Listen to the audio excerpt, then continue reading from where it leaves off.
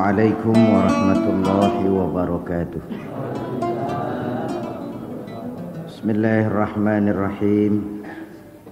Alhamdulillahi rabbil alamin. Wassalatu wassalamu ala asyrafil anbiya'i wal mursalin Sayyidina Muhammadin wa ala alihi wa sahbihi ajma'in. Amma ba'du. Bapak-bapak, ibu-ibu, saudara-saudara jamaah Majelis Fajrul Islam yang saya cintai. Sekarang kita berada di minggu pertama bulan Rajab. Karena itu pengajian mau saya lengkap dulu.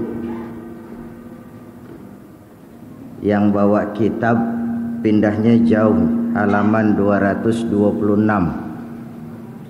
Surah Al-Isra ayat pertama. 226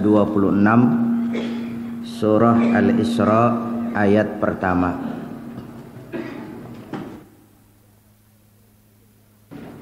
Bismillahirrahmanirrahim.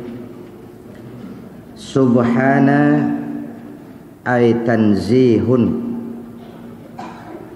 allazi asra bi'abdihi Muhammadin sallallahu alaihi wasallam lailan nasbun ala zarfi wal isra'u sayrul laili wa faidatu dzikrihi al isyaratu bitankirihi ila taqlili muddatihi minal masjidil harami ay makkata ilal masjidil aqsa ay baitul muqaddasi li bu'di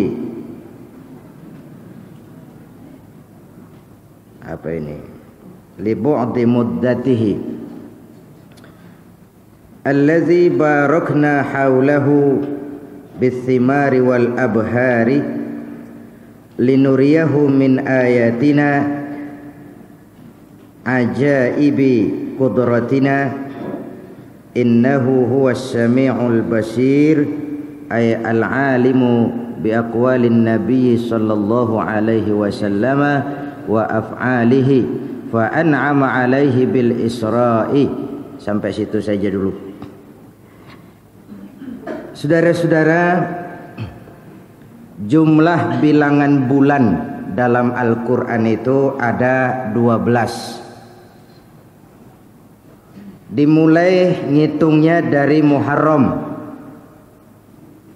Safar, Rabiul Awal, Rabiul Tsani, Jumadal Ula, Jumadil Tsaniyah, Rajab, Sya'ban, Ramadan, Syawal, Zulqa'dah, Zulhijjah.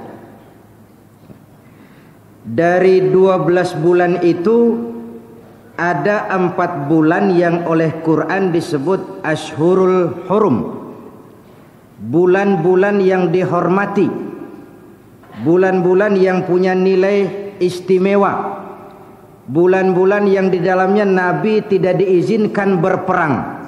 Ashhurul Hurum ada 4, yang 3 bergandengan, yang 1 rada misah. Yang rada misah itu Muharram, yang bergandengan itu Rajab, Sya'ban, Ramadan. Itu 3 bergandeng dia. 4 bulan ini Rajab, Sya'ban, Ramadan ditambah Muharram termasuk 4 bulan yang disebut Ashhurul Hurum. Nah, kita sekarang masuk minggu pertama bulan Rajab. Bulan Rajab ini banyak ibadah-ibadah sunnah yang dianjurkan kepada kita. Antara lain puasa sunnah Rajab. Tetapi kenapa saya selingi dulu? Karena dalam bulan Rajab ini ada satu peristiwa besar. Peristiwa masa lalu, tapi yang punya visi jauh ke depan.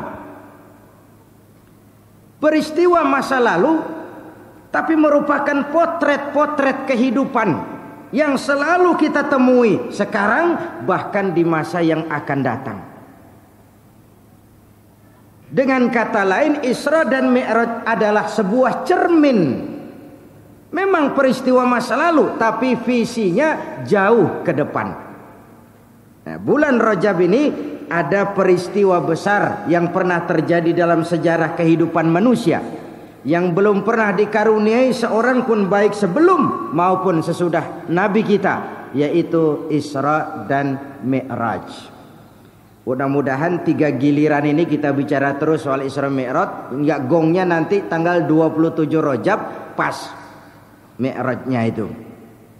Malam ini sebagai pengantar saya menyampaikan surah ayat pertama dari surah Al-Isra, pengantar kepada pengertian Isra dan Mi'raj ini. Subhana ay tanzih, maha suci Allah. Tanzih, memahasucikan. Apa Allah itu kotor sampai dimahasucikan? Bukan itu pengertiannya. Maha sucinya dari segala kotoran-kotoran itu. Maha suci dari segala yang tidak pantas bagi Allah. Ini disebut tanzih. Segala hal yang tidak layak bagi Allah itu singkirin, itu tanzih. Cleaning, membersihkan segala yang tidak pantas buat zat Allah. Itu disebut tanzih. Maha suci Allah. Maha suci apa? Maha suci dari segala kelemahan, maha suci dari segala ketidakmampuan, maha suci dari segala kekurangan. Maha suci. Ini disebut kalimat tasbih. Dan kalimat tasbih itu agak jarang-jarang digunakan oleh Quran. Coba, kalau istilah kita ini sebenarnya kalimat ini kalimat gacoan. Yang namanya gacoan nggak sembarangan keluar, kan begitu? Coba saja lihat kalimat tasbih. Allah dalam Quran menceritakan bagaimana Ia menciptakan langit dan bumi. Enggak pakai kalimat tasbih, biasa aja. Allah menceritakan bagaimana peristiwa-peristiwa yang ajaib terjadi. Nabi Ibrahim dilempar ke api enggak kebakar, diceritakan dalam Quran, tapi kalimat redaksinya biasa saja. Allah menceritakan bagaimana bahtera Nabi Nuh selamat, bagaimana Fir'aun ditenggelamkan di Lautan Merah, bagaimana Nabi Zakaria, bagaimana semuanya itu dengan redaksi biasa. Nah, istimewa itu kan lain. Kalau istimewa pakai telur, itu namanya istimewa. Istimewa untuk menceritakan Isra dan Mi'raj ini, Allah memulai ayatnya dengan tanzih. Subhanallazi ay subhanallahillazi. Itu ada lafaz yang mahzub dalam ilmu balaghah. Begini. Ini akar katanya dulu nih. Dalam gramatika Arab, susunan kalimat iga dalam ilmu balaghah, ada kalimat ijaz, ada kalimat musawat, ada kalimat itnab dengan to. Ijaz kalimat yang maksudnya lebih banyak dari suku katanya. Ini ijaz namanya. Kalau itnab, banyakan kata-katanya sama maksudnya. Nah, kalau kata-kata dengan maksud seimbang, itu namanya al-musawat, kalimat seimbang. Quran lebih banyak menggunakan ijaz, kalimatnya dikit, maksudnya banyak. Subhanallazi, di situ ada kata subhanallahillazi, kalimatnya diijazkan menjadi subhanallazi. Ini kalau contohnya ke ayat rada susah terima. Sekarang contoh sehari-hari deh. Ada kebakaran, yang orang teriakkan atuh, tolong, tolong, segitu aja kan. Tapi dalam kalimat tolong itu banyak benar kalimat tuh.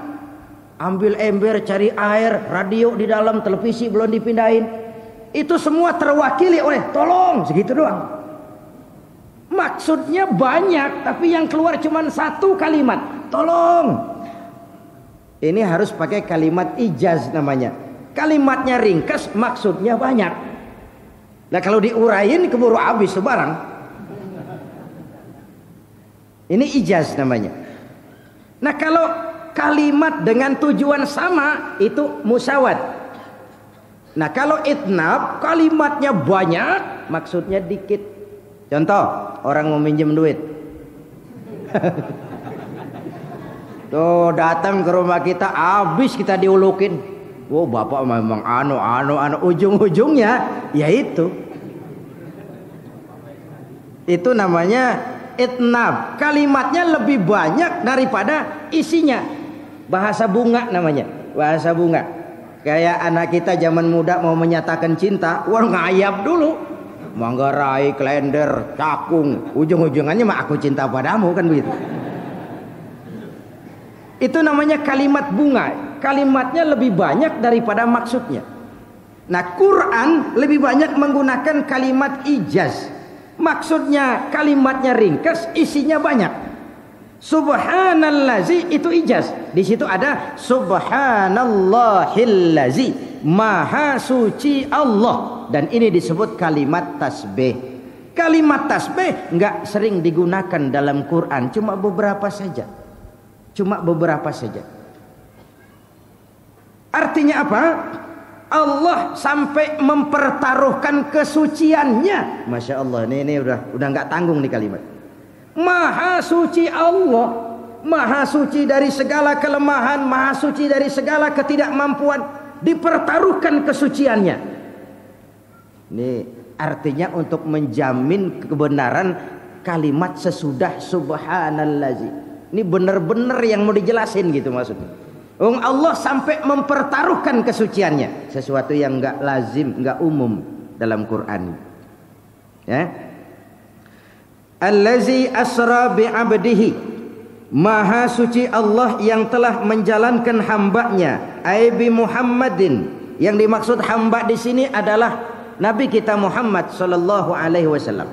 Nah, saya tafsir ayat dulu nih, nanti baru kepada peristiwa Isra dan Mi'raj.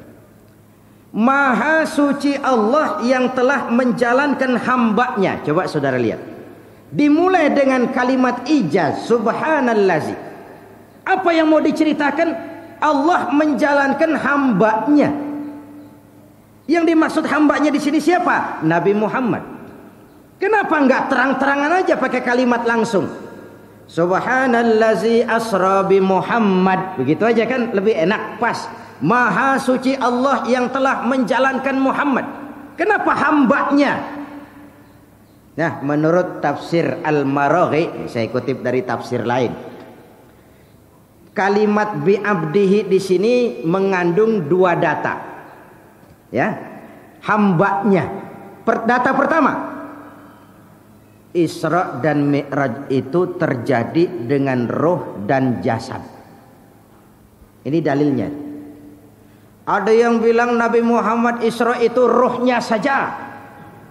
Ada yang bilang jasadnya saja.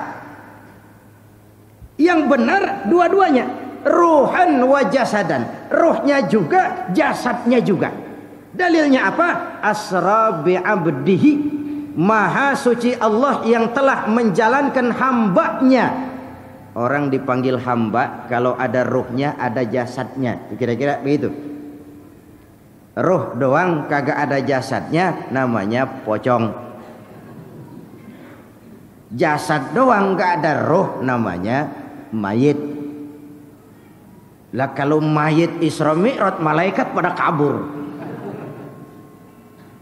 Ini data pertama, bi'abdi. Lalu data yang kedua, ayat ini merupakan pengakuan Allah bahwa cuma ada kalimat, nggak langsung aja, Muhammad ini benar-benar hambaku, kata Allah. Masya Allah, diakui oleh Allah. Muhammad itu hambaku, maka dipanggil bi'abdih. Itu hambaku yang aku jalankan. Kita penasaran, kalau cuma urusan itu doang, apa kita bukan hamba Allah? Iya, kita ini hamba Allah.